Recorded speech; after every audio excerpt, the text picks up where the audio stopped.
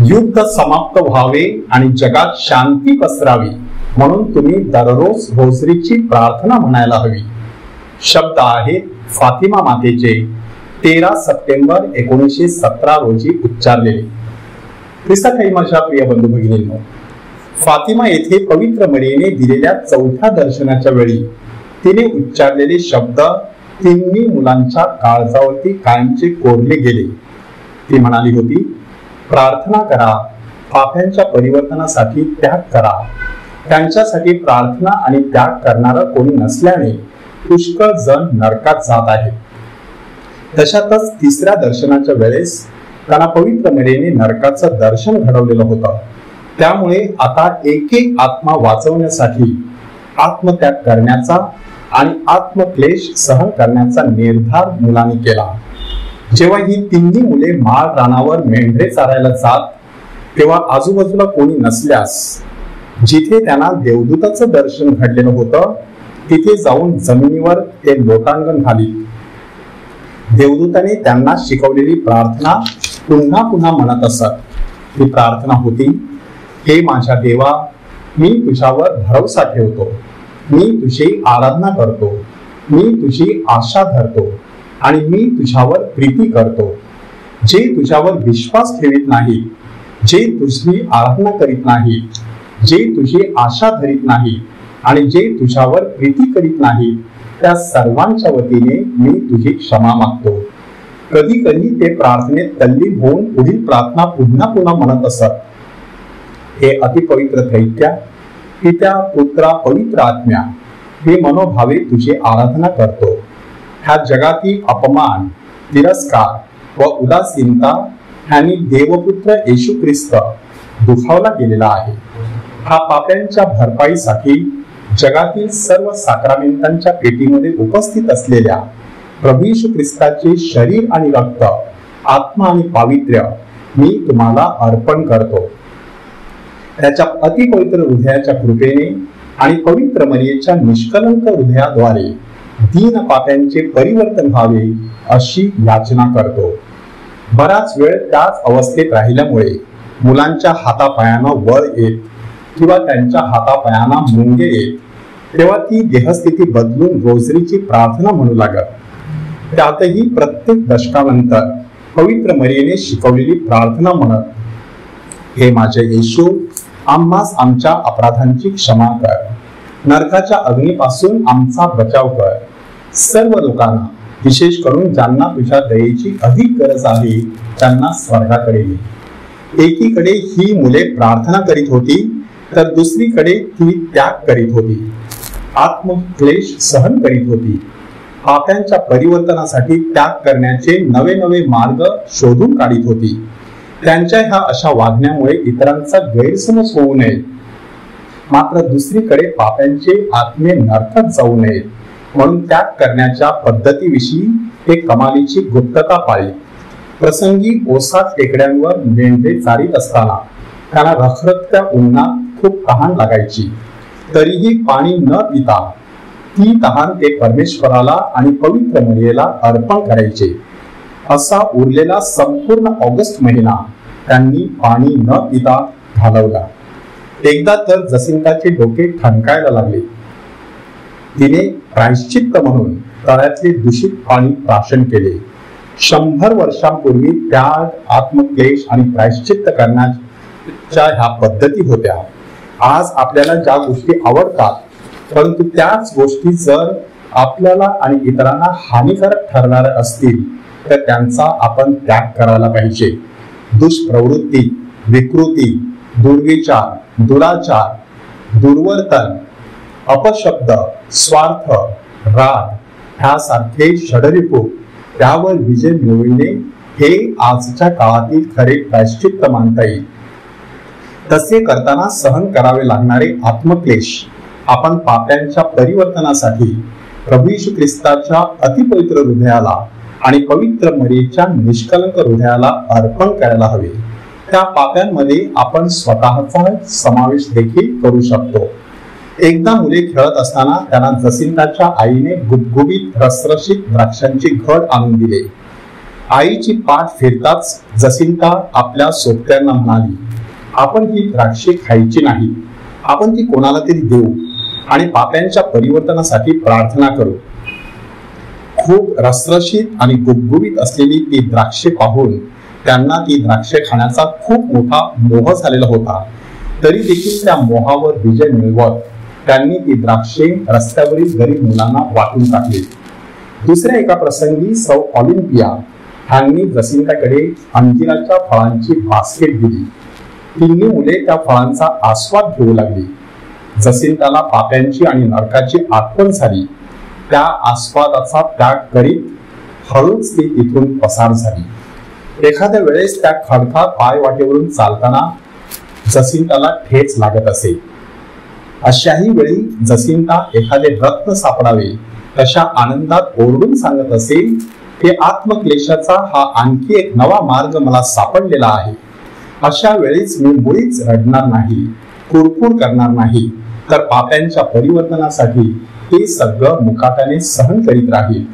अवघ्या 7 वर्षांच्या बालिकेमध्ये असा त्याग आणि आत्मक्लेश सहन करण्याची अक्कल आणि शक्ती केवळ पवित्र मरीच्या मध्यस्थीमुळेच उत्पन्न झालेली असावी, नाही का?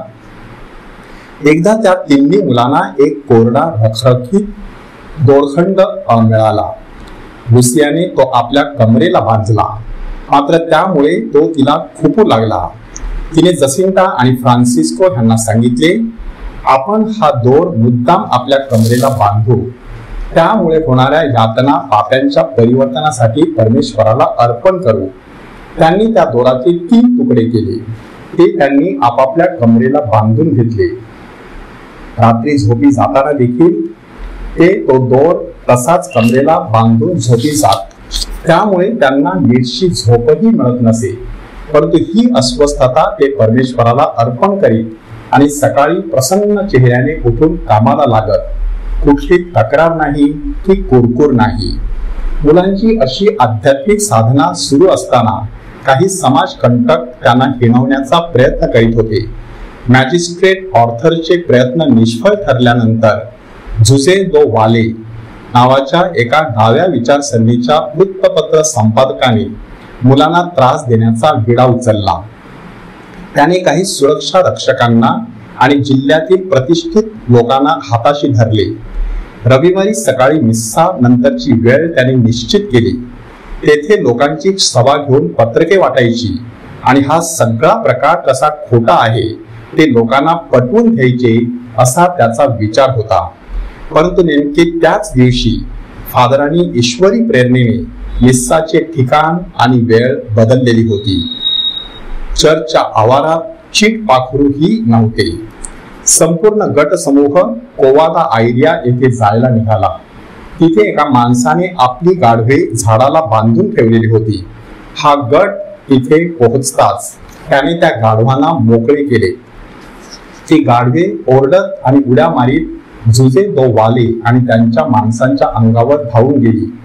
शेवटी हा गट ओक वृक्षापाशी गेला. तिथे तर लोकांनी गाढवांसाठी चारा, गवत आणि खुराक ठेवून दिलेला होता.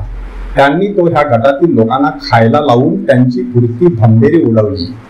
आपला प्रयत्न पुरता फसल्याचे लक्षात येताच त्या गटाने तिथून काढता पाय घेतला. मात्र जाता जाता त्यांच्यापैकी एका दुष्ट माणसाने चर्चवर आणि धर्मगुरूंवर टीका करायला सुरुवात केली. लोकसमुदायाने मात्र एक सुरात त्याला उत्तर देत म्हटले, येशूचा जय जयकार असो, मरियेचा जय जयकार असो. त्यानंतर जुजे दो वाले आणि त्यांचा तो दुष्ट गट तिथे पुन्हा कधी कोणाच्या दृष्टीस पडला नाही. 5व्या दर्शनाची वेळ हळूहळू जवळ येत होती. हजारो लोकांनी मुलांच्या सांगण्यावर विश्वास दर्शविलेला होता.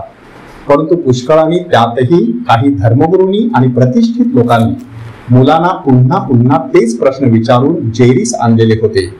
आपणाला कोणी समजून घेत नाही ह्या भावनेने मुलांना आता एकाकी वाटू लागले. परंतु पवित्र मरियेची आठवण होताच, तिला सर्व काही ठाऊक होत आहे ह्याची जाणीव होताच त्यांना पुन्हा दिलासा मिळायचा. 13 सप्टेंबरचा दिवस उजाडला. लोकांच्या झुंडीच्या झुंडी कोवादा आयरियाच्या दिशेने निघाल्या. रस्ते लोकांनी फुललेले होते. मुलांना एक पाऊल देखील पुढे टाकता येईना. प्रत्येक जण त्यांना थांबवून आपापली विनंती त्यांना सांगत होता. कोणाचे बाळ पांगळे होते, कोणाचे मूल आंधळे होते, कोणाचा पती युद्धावर निघून गेलेला होता, त्याच्या परतण्याची ते वाट पाहत होते. कोणाला टीबी झालेला होता, तर कोण उघड उघड आपल्या पापांची कबुली देऊन परिवर्तनाची कृपा मागत होता. काही जण झाडावर आणि भिंतीवर चढून ओरडत आपली कहाणी माऊलीला सांगण्याची विनंती मुलांना करीत होते. पुढे लुसियाने आपल्या डायरीत लिहिलेले आहे, मला नव्या करारातील येशूचे कार्य आठवले. लोकांच्या झुंडीच्या झुंडी चहूकडून त्याच्याकडे कशा येत होत्या त्याची मला आठवण झाली. पोर्तुगालच्या लोकांचा विश्वास देवाचरणी अर्पण करून मी देवाचे आभार मानले. आम्हा 3 गरीब मुलांसमोर ते इतके नम्र झाले होते कारण आम्हाला देव मातेचे दर्शन घडले होते. मी सहज विचार करू लागले, त्यांनी साक्षात आपल्या प्रभू येशू ख्रिस्ताला पाहिले असते तर काय झाले असते. शेवटी ती 3 मुले ओक वृक्षापाशी येऊन पोहोचली. लुसियाने रोजरीची प्रार्थना सुरू केली. ती संपते न संपते तोच पूर्व दिशेला प्रकाश झोत चमकला. तेजस्वी गोल लोकांच्या दृष्टीस पडला. पवित्र मरिया त्या ओक वृक्षावर येऊन स्थिरावली. नेहमीप्रमाणे लुसियाने नम्रपणे तिला प्रश्न विचारला, मी काय करावे अशी तुझी इच्छा आहे. पवित्र मरिया तिला म्हणाली, युद्ध समाप्त व्हावे आणि जगात शांती प्रस्थापित व्हावी म्हणून लोकांनी दररोज रोजरीची प्रार्थना म्हणायला हवी. तिने पूर्वी दिलेली आश्वासने पुन्हा एकदा देत म्हटले, ऑक्टोबर महिन्यात मी सर्वांना दिसू शकेल असा चमत्कार करीन.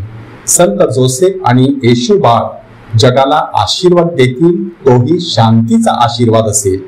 परमेश्वर देखील लोकांना आशीर्वाद देईल. तुम्ही करीत असलेल्या त्यागाने परमेश्वर तुमच्यावरती संतुष्ट झाला आहे. मात्र झोपी जाताना दोरखंड कमरेला बांधू नका, तो फक्त दिवसा बांधला तरी पुरे. हे शेवटचं वाक्य ऐकल्यानंतर लुसियाला आश्चर्य वाटलं. पवित्र मरियेला ही गोष्ट कशी कळली असावी ह्याचा ती विचार करू लागली. लोकांनी सांगितलेल्या विनंत्या तिने माऊलीच्या पुढे सादर केल्या. तसेच इथे चापल बांधल्यास लोकांना ते खूप आवडेल असे सुचविले. माऊलीने त्याविषयी लुसियाला सांगितले, देणग्या आणि दानांतून गोळा झालेल्या पैशामधून अर्धी रक्कम रोजरी मातेची इमास तयार करण्यासाठी आणि अर्धी रक्कम बांधकाम करण्यास चापलचे बांधकाम करण्याच्या कामी वापरली जावी असे तिने सांगितले. लोकांनी दिलेली 2 पत्रे आणि अत्तराची कुपी लुसियाने माऊलीपुढे सादर केली. स्वर्गात जाण्यासाठी त्याची गरज नाही असे म्हणत पवित्र मरिया जायला निघाली. तिच्या पूर्व दिशेने सरकली. त्या दिशेने बोट करीत लुसिया ओरडली, तुम्हाला माऊलीला पाहायचं असेल तर त्या दिशेने बघा. पुष्कळांना तो तेजस्वी गोल स्वर्गात वर चढताना दिसला. ह्या दर्शनाचे साक्षीदार असलेले काही धर्मगुरू आणि स्वतः विकर जनरल मॉन्सिनियर जॉन कोरेस्मा यांनीही तो तेजस्वी गोल पाहिल्याचे आणि प्रत्यक्ष पवित्र मरिया त्यांच्या दृष्टीस पडल्याचे सांगितले. तोपर्यंत त्यांना मुलांच्या सांगण्यावरती विश्वास नव्हता. मात्र हे दृश्य पाहिल्यावर आणि त्यांना सोबत करणाऱ्या सहकार्याने जमावात जाऊन त्यांनी काय पाहिले अशी विचारणा केल्यावर आपल्याला कसलाही भास झालेला नसल्याचे त्यांच्या लक्षात आले. शिवाय त्यांच्या शेजारी एक चुणचुणीत मुलगी होती. तीही लुसियाच्याच वयाची होती.